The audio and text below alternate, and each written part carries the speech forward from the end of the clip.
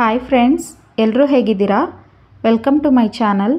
ಇವತ್ತು ಮಹಾಭಾರತದ 9ನೇ ಎಪಿಸೋಡ್. ವಿಚಿತ್ರವೀರ್ಯನ ಪತ್ನಿಯರಿಬ್ಬರು ಸರ್ವಾಂಗ ಸುಂದರಿಯರಾಗಿದ್ದರು. ಅವರೊಡನೆ ವಿಚಿತ್ರವೀರ್ಯನು 7 ವರ್ಷಗಳ ಕಾಲ ಎಡೆಬಿಡದೆ ಸುಖವನ್ನು ಅನುಭವಿಸಿದನು. ರಾಜಕಾರ್ಯವನ್ನೆಲ್ಲ ಭೀಷ್ಮನೇ ನೋಡಿಕೊಳ್ಳುತ್ತಿದ್ದನು. ವಿಚಿತ್ರವೀರ್ಯನು ರಾಣಿವಾಸವನ್ನು ಬಿಟ್ಟು ಹೊರಬಂದುದೇ ಇಲ್ಲ. ಅವನ ಈ ರೀತಿಯ ಅತಿಯಾದ ಕಾಮೋಪಭೋಗಗಳಿಂದಾಗಿ ಕ್ಷಯರೋಗವು ಪ್ರಾಪ್ತಿಯಾಯಿತು.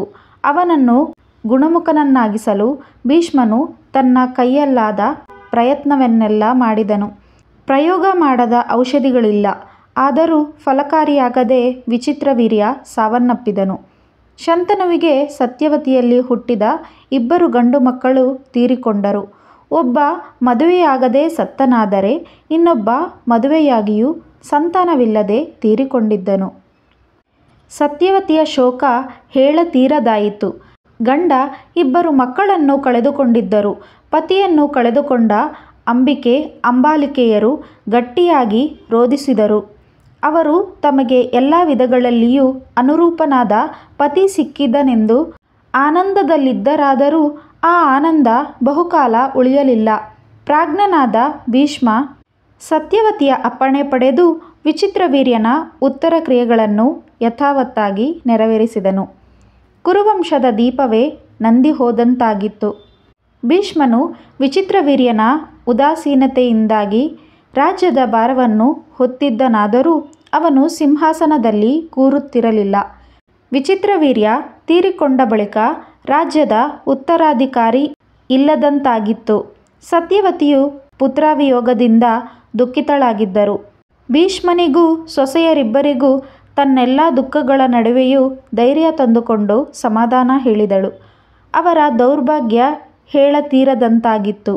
ಆಕೆ ಒಂದೊಂದು ಸಲ ಅಂಬಿಕೆ ಅಂಬಾಲಿಕೆಯರ ತಾರುಣ್ಯ ನೋಡಿದಾಗ ಅವಳ ಹೃದಯದಲ್ಲಿ ದುಃಖ ಮತ್ತು ಹೆಚ್ಚಾಗುತ್ತಿತ್ತು. ಚೆನ್ನಾಗಿ ಬಾಳಿ ಬದುಕಬೇಕಾದ ಕಾಲದಲ್ಲಿ ಗಂಡನನ್ನು ಕಳೆದುಕೊಂಡು ವಿಧವೆಯರಾಗಿ ಇರಬೇಕಾಯಿತಲ್ಲ ಎಂದು ಶೋಕಿಸಿದರು. ಇಬ್ಬರಿಗೂ ಮಕ್ಕಳಿಲ್ಲದೆ ಕುಲವು ಮುಂದುವರೆಯದಂತಾಗಿ ಹೋಗಿತ್ತು. ಭೀಷ್ಮನನ್ನು ಕರೆಸಿ ಅವನಲ್ಲಿ ತನ್ನ ಅಳಲನ್ನು ಹೇಳಿಕೊಂಡರು. ಸತ್ಯ ಪರಾಕ್ರಮನಾದ ಭೀಷ್ಮನೇ, ಕುರುವಂಶವು ಅಭಿವೃದ್ಧಿಯಾಗದೆ ನಿಂತು ಹೋಗಿರುವ ಈ ಸನ್ನಿವೇಶದಲ್ಲಿ ನನ್ನ ಸೊಸೆಯರಿಬ್ಬರಿಗೂ ಪುತ್ರರಾಗುವ ಅವಶ್ಯಕತೆ ಇದೆಯಲ್ಲವೇ?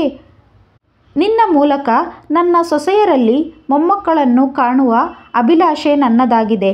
ರಾಜ್ಯ ಸಿಂಹಾಸನದಲ್ಲಿ ಕುಳಿತು ರಾಜಧರ್ಮ ಪಾಲಿಸುವ ಹೊಣೆಯೂ ನಿನ್ನದಾಗಿದೆ. ನೀನು ವಿವಾಹವಾಗುವುದು ಉಚಿತವಾಗಿದೆ. ಭರತ ವಂಶ ವಿನಾಶವಾಗಬಾರದು. ಹಾಗಾದಲ್ಲಿ ಪೂರ್ವಜರು ಪಿಂಡ ಪ್ರದಾನ ಮಾಡುವವರಿಲ್ಲದೆ ನರಕದಲ್ಲಿ ಬೀಳುವರು. ಈ ಸಂಗತಿ ತಿಳಿದು ತಕ್ಕ ಪರಿಹಾರ ಕಂಡುಕೊಳ್ಳದಿರಬೇಡ ಮಗು. ಅಮ್ಮ, ನೀನು ಹೇಳುವುದು ಸರಿಯೇ. ಆಪತ್ಕಾಲದಲ್ಲಿ ಮನುಷ್ಯರಾದವರು ಅನುಸರಿಸಬೇಕಾದ ಧರ್ಮ ಕೂಡ.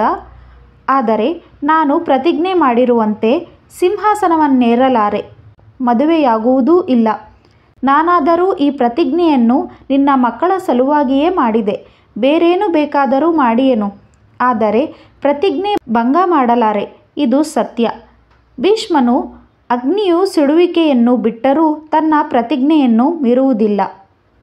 ಭೀಷ್ಮನ ಮಾತುಗಳನ್ನು ಕೇಳಿ ಸತ್ಯವತಿ ನಿರಾಶಳಾದಳು. ಅವನನ್ನು ಒಪ್ಪಿಸಲು ಸಾಧ್ಯವಿಲ್ಲ ಎಂಬುದು ಮನದಟ್ಟಾಯಿತು. ರಾಜ್ಯಕ್ಷೇಮಕ್ಕಾಗಿ ರಾಜ್ಯಭಾರವನ್ನು ಹೊರಲೇಬೇಕು. ಇದು ನಿನ್ನ ಕರ್ತವ್ಯ ಎಂದು ಹೇಳಿಕೊಂಡರು.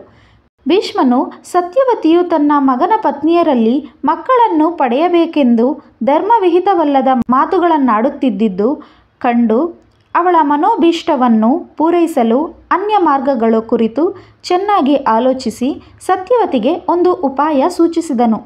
ತಾಯಿ, ಭರತವಂಶವು ಕ್ಷೀಣಿಸಬಾರದು ಎಂಬ ನಿನ್ನ ಆಶಯ ಮೆಚ್ಚಬೇಕಾದದ್ದು.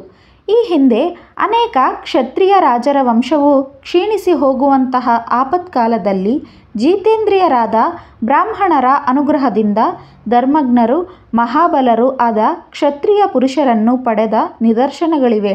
ಆದುದರಿಂದ ಭರತವಂಶ ಸಂತಾನಾಭಿವೃದ್ಧಿಗೆ ಬ್ರಾಹ್ಮಣನೊಬ್ಬನನ್ನು ಕರೆದು ಸತ್ಕರಿಸಿ ಅವನ ಮೂಲಕವಾಗಿ ವಿಚಿತ್ರವೀರ್ಯನ ಪತ್ನಿಯರಲ್ಲಿ ಸಂತಾನವನ್ನು ಪಡೆಯಬಹುದು. ನನಗೆ ತಿಳಿದಿರುವುದನ್ನು ನಾನು ಹೇಳಿರುವೆನು. ನಿನ್ನ ಇಚ್ಛೆಯಿದ್ದಂತೆ ನೀನು ಮಾಡಬಹುದು. ಭೀಷ್ಮ ಹೇಳಿದ್ದು ಸತ್ಯವತಿಗೆ ಸಮಾಧಾನ ತಂದುಕೊಟ್ಟಿತು. ಕುರುವಂಶದ ಅಭಿವೃದ್ಧಿಗೆ ಮಾರ್ಗ ಸಿಕ್ಕಂತಾಯಿತು. ತುಸು ಆಲೋಚಿಸಿ ಭೀಷ್ಮನಲ್ಲಿ ಹೇಳಿದರು, ಭೀಷ್ಮ, ಆಪತ್ಕಾಲದಲ್ಲಿ ನೀನು ಹೇಳಿದ ಮಾರ್ಗವನ್ನು ಅನುಸರಿಸುವುದು ಔಚಿತ್ಯಪೂರ್ಣವಾಗಿದೆ. ನನ್ನ ಮಾತನ್ನಾಲಿಸು. ಆ ಬಳಿಕ ಅದು ಯುಕ್ತವೆಂದು ತಿಳಿದೆಯಾದರೆ ಮಾಡಬೇಕಾದ ಕರ್ತವ್ಯವನ್ನು ಮಾಡು. ನಿಮಗೆ ಈ ವಿಡಿಯೋ ಇಷ್ಟ ಆಗಿದ್ದರೆ ವಿಡಿಯೋನ ಲೈಕ್ ಮಾಡಿ, ಶೇರ್ ಮಾಡಿ, ನಮ್ಮ ಚಾನಲ್ನ ಸಬ್ಸ್ಕ್ರೈಬ್ ಮಾಡ್ಕೊಳ್ಳಿ.